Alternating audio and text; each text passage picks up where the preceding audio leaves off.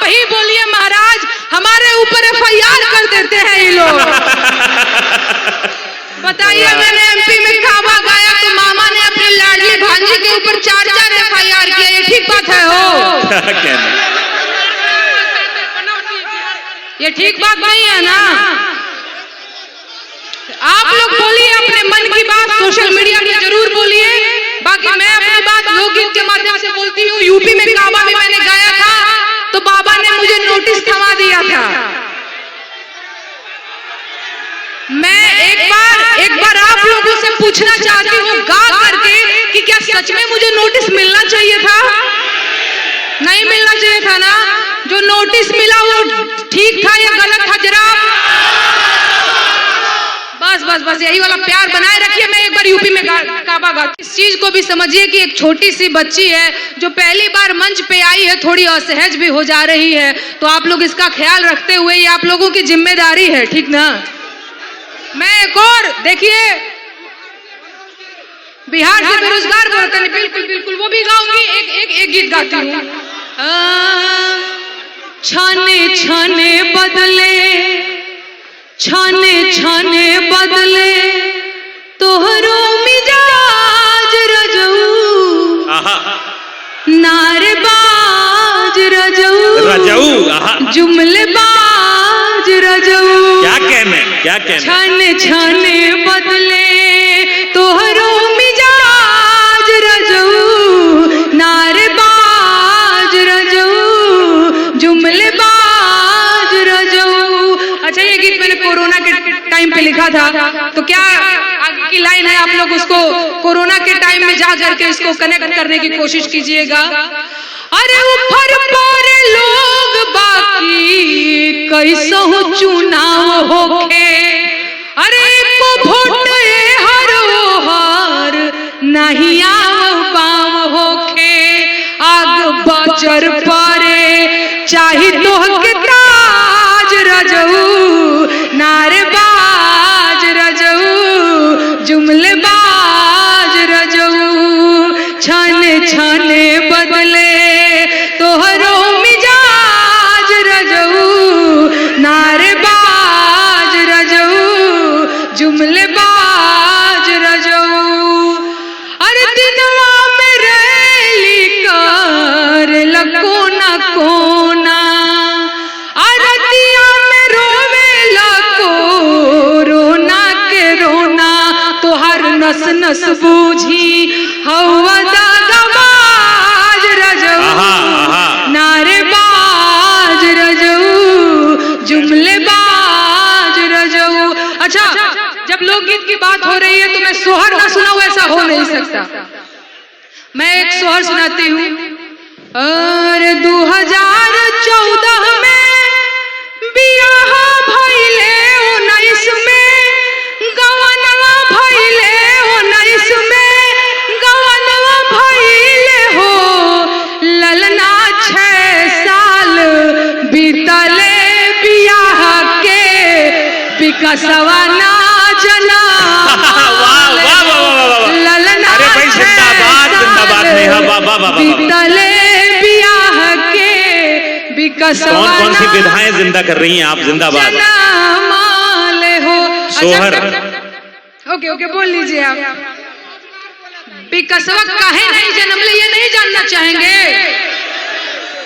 अरे जनवरी में राजा जी जापान घूमे, फरवरी फ्रांस घूमे, फरवरी फ्रांस घूमे हो ललना बरहो मास घूमे ले विदेशवा, विकसवा ना जनामाल हो ललना बरहो मास घूमे ले विदेशवा, विकसवा ना जनामाल हो।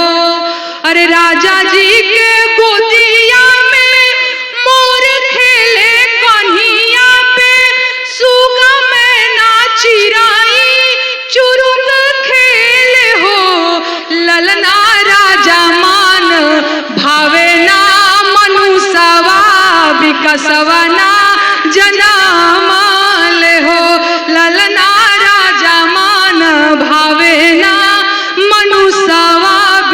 विकसवना जनामाल हो। और डाग डर देखाइनी बंगाल के बैदा, बिहार के केरला, असम के हो। ओझैती करैनी उत्तर प्रदेशवा, विकसवना जनामाल हो।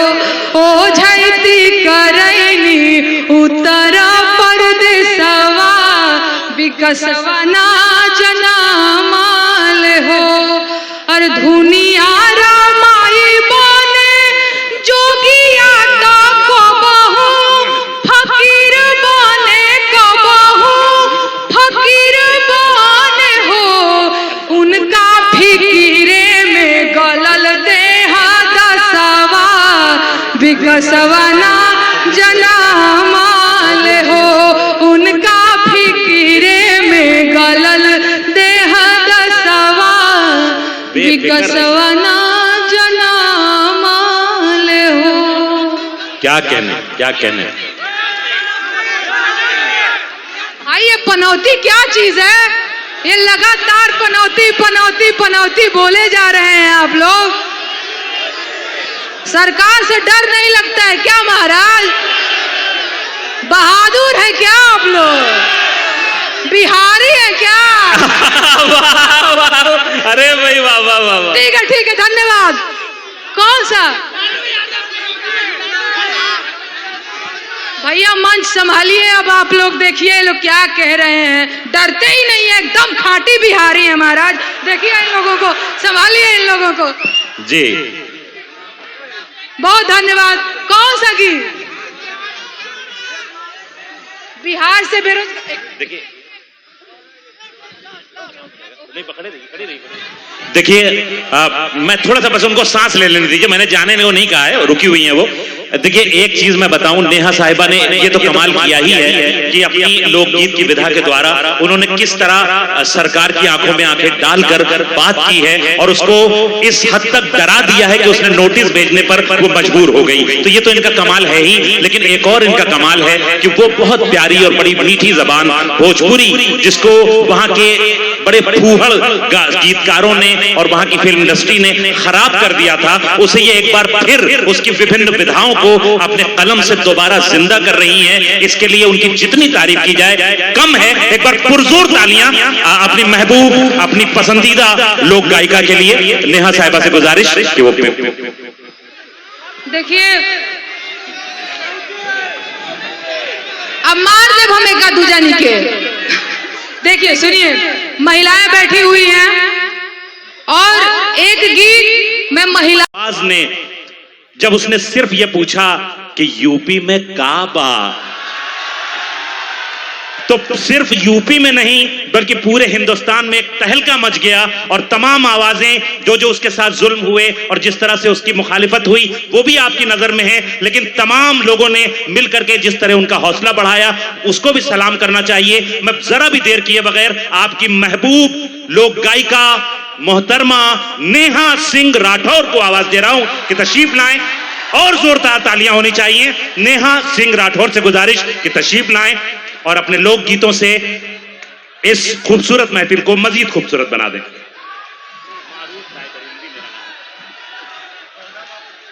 इसको निकाल दीजिए।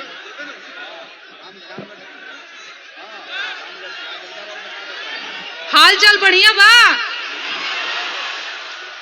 अभी मैं बैठी हुई थी तो मुझे लगा कि मैं बहुत थक गई हूं, लेकिन ये जोश, ये उत्साह देख करके लग रहा है कि नहीं, मेरी बैटरी भी पूरी चार्ज हो चुकी है।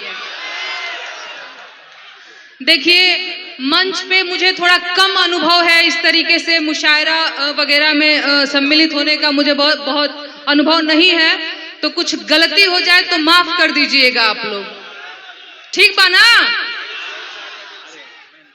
मैं धन्यवाद करना चाहती हूँ फैजी रहमान भाई का, जिन्होंने मुझे यहाँ बुलाया और अपनी बात रखने का मौका दिया। मैं सुन रही थी, प्यार मोहब्बत का बहुत बात हो गई महाराज, अब कुछ रोजी रोजगार का बात हो जाए, है ना? आप लोग मानते हैं कि नहीं? भूखे पेट जो है वो प्यार मोहब्बत नहीं हो पाएगा, इसलिए क्या जरूरी है? सबसे पहले रोजगार, ओकरा बाद प्यार। सबसे पहले रोजगार। मैं लोकगीत गाती हूँ तो शायद वाह वाह करने का मौका ना मिल पाए आप लोगों को बीच बीच में, क्योंकि मैं रुक रुक के नहीं गाती हूँ, मैं लगातार गाती रहती हूँ। बाकी ताली बजाने का बहुत भरपूर अवसर मिलेगा आप लोगों को, उसमें कंजूसी मत कीजिएगा। उसमें कंजूसी करेंगे तो हम गीत गाने में कंजूसी करेंगे, ठीक है? मेरे साथ आप लोगों को एक रोजगार वाला गीत गाना है, एक बेरोजगारी वाला गीत गाना है। गाएंगे ना मेरे साथ? ठीक है। अरे भीख नहीं हक सरकार मांगिला,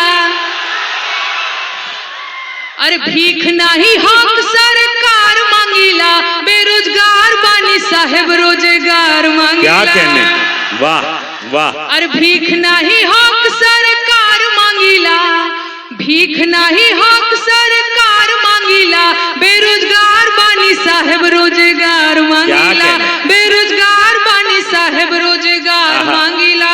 कहे अरे 2 करोड़ नौकरी देवे के रहे वादा, आ कहत रहल कि रोजगार मिली ज्यादा। और सुना, नून तेल पैसा ना उधार मांगिला, नून तेल पैसा ना उधार मांगिला, बेरोजगार बानी साहेब रोजगार मांगिला, बेरोजगार बानी साहेब रोजगार मांगिला। और देश के इकोनॉमी के बैठ गइल भट्ठा, आय आँख खोल देखा मालिकार हमें झूठा, अरे आँख खोल देखा चौकीदार हमें झूठा। और सुना, खेत बाड़ी जमीन बधार मांगिला, खेत बाड़ी जमीन बधार मांगिला, बेरोजगार बानी साहेब रोजगार मांगिला, बेरोजगार बानी साहेब रोजगार मांगिला। एक और लाइन, यहाँ पे बहुत सारे मेरे नौजवान भाई लोग बैठे खड़े हुए हैं, मैं आप लोगों के लिए एक लाइन गाना चाहती हूँ। अरे पढ़त पढ़त झाड़ी गइल चानी पर के बार, नौकरी कहिया मिली। पढ़त पढ़त झाड़ी गइल चानी पर के बार, नौकरी कहिया मिली, किया ही दादा कहिया मिली, दुलरुआ बबुआ भइले भार, नौकरी कहिया मिली। क्या कहने, बाबा बाबा। अरे भीख नहीं हक सरकार मांगिला, भीख नहीं हक सरकार मांगिला, बेरोजगार बानी साहेब रोजगार मांगिला, बेरोजगार बानी साहेब रोजगार मांगिला। एक और लाइन, हेलो हेलो दिल्ली सरकार, बिहार से रोजगार, बिल्कुल बिल्कुल वो भी सुनाऊंगी, वो भी सुनाऊंगी। एक और लाइन, अरे उमर आधिया भइल जवानिया बेकार, नौकरी कहिया मिली, किया ही दादा कहिया मिली, नवहा धुने ले का पार, नौकरी कहिया मिली। मेरे साथ आप लोग साहेबवा के गारी सुना, अरे यही फकीरवा के कपड़ा नहीं है। कह रहे हैं अरे इनके 10 लखिया सूट पहनाओ, पहनाओ भोल जनता, साहेबवा के गारी सुनाओ। अरे यही रे साहेबवा के गाड़ी नहीं है, अरे गाड़ी नहीं है जी, घोड़ा नहीं है अडानी के जेट दिलवाओ, क्या कहने, दिलवाओ सारी जनता, साहेबवा के गारी सुनाओ। और एक लाइन, अरे ऐसन साहेब के नइखे जरूरत, नइखे जरूरत आइल शुभ मुहूर्त। आप लोग मेरे साथ हैं? अरे 24 में इनके हटाओ, हटाओ सारी जनता, भाई नेहा साहिबा क्या कह रही हैं? गारी सुनाओ सुनाओ सारी जनता, साहिबवा के गारी सुनाओ सुनाओ भोली जनता, साहिबवा के गारी सुनाओ। हटाओ। आप लोगों को मजा आ रहा है तो एक बार पुरजोर तालियां बजाएं। नेहा सिंह राठौर, कैमूर, बिहार की बेटी आपसे मुखातिब है। देखिए मैंने बोला था कि मुझे बहुत आता नहीं है, बहुत भूमिका बनाना, उस तरीके से बोलना कि ताली बजाओ और ये सारी चीजें, ये आप लोगों की जिम्मेदारी है। आप लोग खुद से ताली वगैरह बजाते रहिए। मैं बहुत छोटी बच्ची हूँ महाराज, आप लोग मनोबल ऐसे मेरा बढ़ाते रहिए। बहुत अनुभव नहीं है ऐसे मंच साझा करने का। मैं पूरी एक्टिंग कर रही हूँ कि मैं एकदम कॉन्फिडेंट हूँ, पर अंदर से एकदम ऐसे मैं हो रही हूँ कि अरे महाराज कुछ गलती ना हो जाए। तो आप लोग देख लीजिएगा। नहीं नेहा साहिबा आप बेफिक्र रहें, ये ताजपुर है और यहाँ का एक एक शख्स आपके साथ खड़ा है और अपनी बेटी के साथ है। एक बार पुरजोर तालियां बजा के बताएं कि आप अपनी बेटी के साथ हैं। मोहतरमा नेहा सिंह राठौर।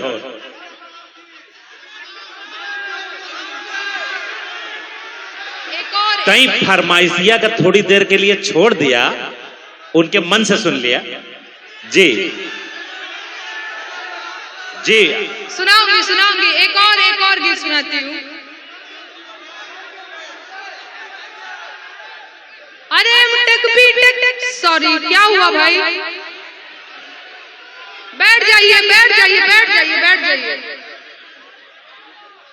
अरे टेक डिगरी लेके बबुआ बेचे ले तरकारी, बाप के रुपया भइल जियान, नौकरी मिलल नाही सरकारी, बाबूजी देवे रोजगारी, सुनाए बाबा कल की अवतारी, सुनाए बाबा कल की अवतारी।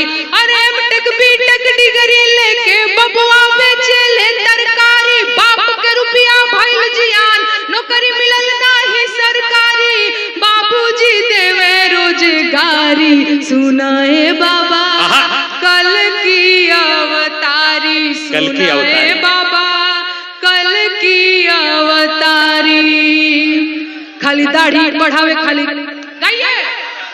खाली दाढ़ी बढ़ावे, खाली फोटो खिंचावे, करते हैं जुमलेबाजी। खाली दाढ़ी बढ़ावे, खाली गाइए आप लोग भी। खाली दाढ़ी बढ़ावे, खाली फोटो खिंचावे, करते हैं जुमलेबाजी। अरे बनल खुद के विश्व गुरु जो सैया जी। खाली दाढ़ी बढ़ावे, खाली फोटो खिंचावे, करते हैं जुमलेबाजी। बनल खुद के विश्व गुरु जो बलमा जी।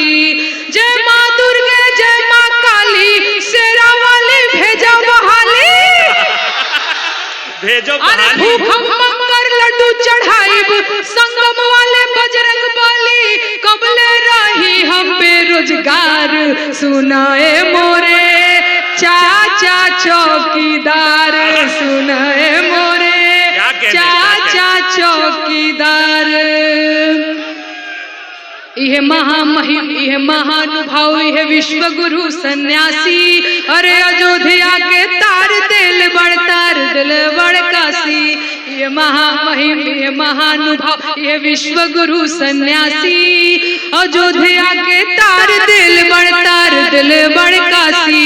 अरे हमारो के तार दा किस्मत संवार दा, नवहन के हाथ सरकार रोजगार दा, जिनकी भाईल जाता तबाह, लागता हमार होई ना बियाह, लागता हमार होई ना बियाह।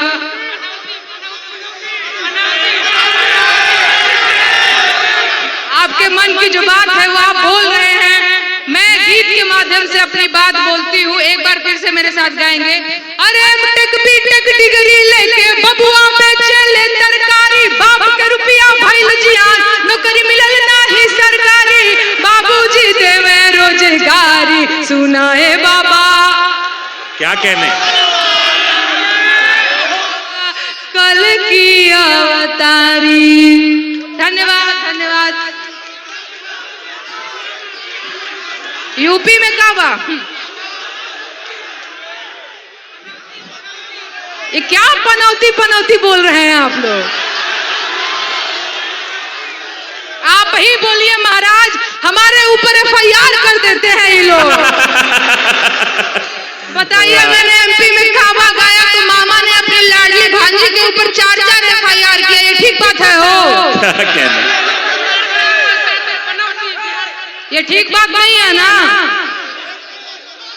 आप लोग बोलिए अपने मन की बात, सोशल मीडिया में जरूर बोलिए। बाकी मैं अपनी बात लोकगीत के माध्यम से बोलती हूँ। यूपी में काबा में मैंने गाया था तो बाबा ने मुझे नोटिस थमा दिया था। मैं एक बार आप लोगों से पूछना चाहती हूँ गा करके कि क्या सच में मुझे नोटिस मिलना चाहिए था? नहीं मिलना चाहिए था ना? जो नोटिस मिला वो ठीक था या गलत था? जरा बस बस बस यही वाला प्यार बनाए रखिए। मैं एक बार यूपी में काबा गाती हूँ। जी स्वागत। अरे महाराज, बोलते रह जाएंगे तो हम क्या बोलेंगे? देखिए थोड़ा सा धैर्य दें, और जो लोग मोबाइल निकाले हुए हैं उसको नीचे कर ले। बहुत अच्छे कैमरों से रिकॉर्डिंग हो रही है, कल आपको मिल जाएगी। बिल्कुल परेशान ना हो, एंजॉय करें और हमारे साथ रहें। नेहा सिंह राठौर आपसे रूबरू हैं। अरे खत्म रोजगार बा, बाबा के दरबार बा, हाथ रास के निर्णय जो हद लड़की के परिवार बा। काबा, अरे यूपी में काबा, मंत्री के बेटवा बड़ी रंगदार बा, मंत्री के बेटवा बड़ी रंगदार बा, किसानन के छाती पे रौनक मोटर कार बा। अरे चौकीदार बोला के जिम्मेदार बा। काबा, MP में काबा, यूपी में काबा। अरे राम राज के झांकी बा, काशी मथुरा बाकी बा। राम राज के झांकी बा, काशी मथुरा बाकी बा। गोरखपुर में खून से रंगल बोतल पूरा खाकी बा। अरे काबा, यूपी में काबा। कोरोना से लाखन मर गईले, लाशन से गंगा भर गईले। कोरोना में लाखन मर गईले, लाशन से गंगा भर गईले। टिकठिया कफनो चतुकुर बिलार बा। ए बाबा, अरे बाबा, काबा, यूपी में काबा। अरे राम राज के झांकी बा, काशी मथुरा बाकी बा। गोरखपुर में खून से रंगल बोतल पूरा खाकी बा। अरे काबा, यूपी में काबा। जिंदगी झंड बा, फिर भी घमंड बा। अरे भाई क्या कहने, वाह वाह वाह। बहुत धन्यवाद, बहुत। एक बार पुरजोर तालियां मोहतरमा नेहा सिंह राठौर साहिबा।